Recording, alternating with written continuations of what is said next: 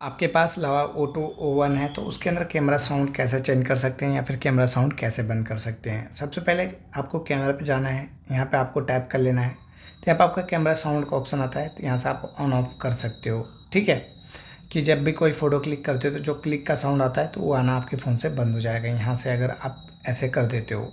अब रही बात कैमरा साउंड चेंज करना है तो उसके लिए आपको कस्टम पे जाना है।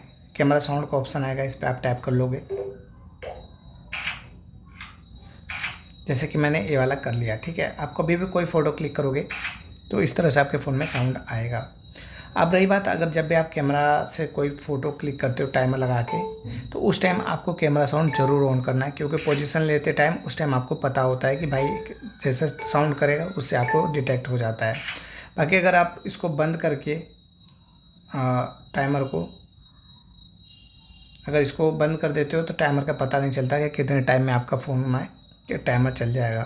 तो इस तरह से आप अपने फ़ोन में कर लेंगे। बाकी अगर वीडियो अच्छी लगेगी तो लाइक कमेंट शेयर सब्सक्राइब कीजिएगा। मिलते हैं नेक्स्ट वीडियो में, तब तक के लिए बाय बाय।